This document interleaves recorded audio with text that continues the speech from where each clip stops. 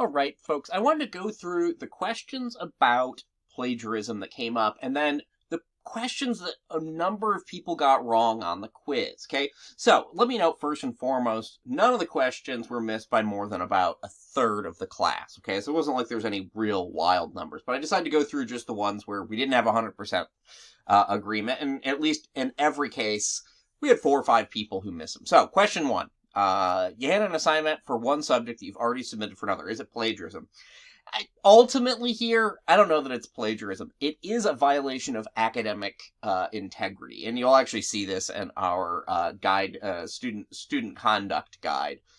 You can't turn a paper in that you've turned in for another class. You can ask your professor if that's okay.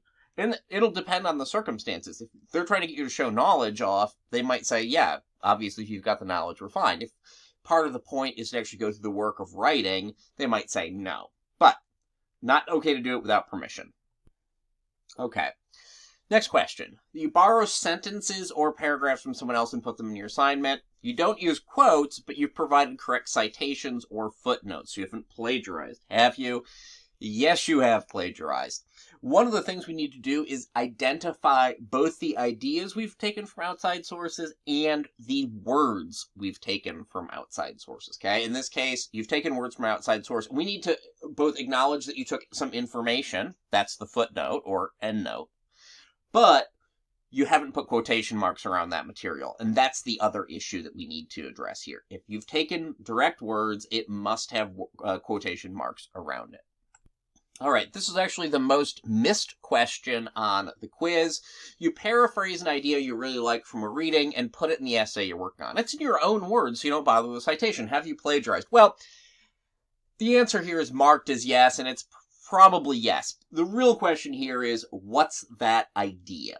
Okay, we get into some nuance here about common knowledge. If it's an idea that an expert in the field would know, or it's an idea that would be found multiple times everywhere, and it would say the same thing anywhere we found it, probably don't need to cite it. But if it's like an expert opinion, a claim, a thought that is from a specific person, that's where absolutely we need to cite it, even though you're just paraphrasing it.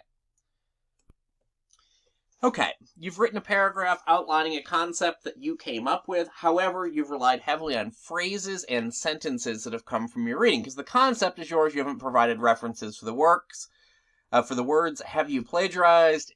Yep, absolutely, because you're using someone else's words. I don't care where those words came from. If they're not yours, you need to cite them.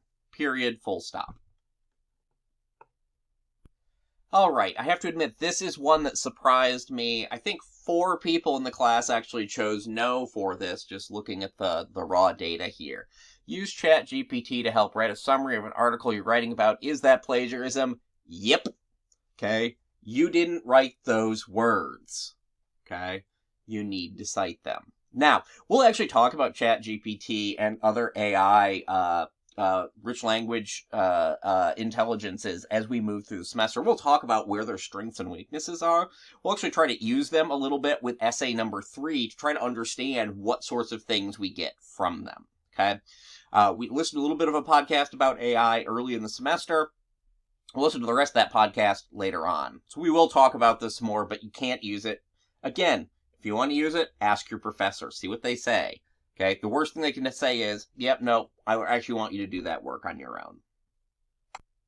Okay, I also wanted to go through a couple questions that popped up in the forum about this. So one thing one question I have about plagiarism is I think it's taught that if you quote the exact word from an author as an example, you quote it, but you can use it in your work. Is this true? Yeah, absolutely. Okay, so maybe an author coined a word, refers to something in a specific way. I was listening to a podcast the other day, and they used the term gorpcore, meaning people who look like they're out ready to go hiking at all times. It's like the fashion of hiking. And if you were talking about gorpcore, you talk about the person who coined that word. You introduce it, you quote it there. But then, yes, you could use it in your work after that. Absolutely. Another question, I was told to always use this website to base my paper's formatting. The rest of this says, do you think this website has everything we need about our papers? Everything you need? No, probably not. Everything about MLA formatting and style, however, yeah. And actually, the OWL at Purdue is what I recommend to my students too. It's the online writing lab at Purdue University, and they've really worked to create a ton of online content. To give you an idea of how long they've been doing this, the Purdue OWL had an online site giving folks guidance on citation and paper formatting when I was in college, and I'll tell you, it's been a minute. Okay, so they've really worked on this for a long time. Great site, and I'll have a link to it, I think, next week. All right, and finally, great question here about where the period goes, right? Correct me saying when you're done quoting your resources, it's this way. There's your quote. And then the period outside the quotation marks, I think, is what we're looking at here. Or the period in or after the resource, like it was this way. Okay. The second one is the correct answer, okay? You end your quote and then put your parenthetical citation and then put the period at the end, okay? Now, let me note, this is precisely the sort of thing people get hung up on, and once a student knows, oh, this is how you're supposed to do it, they love to tell other people, oh, you're supposed to do it this way, and that's great.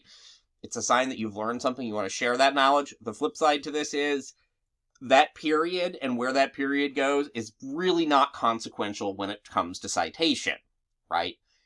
Yes, it is supposed to go the second way. It's supposed to come after your parenthetical citation. However, if you put it beforehand and everything else is perfect, I'm probably not even going to mark it, much less grade you down. Why?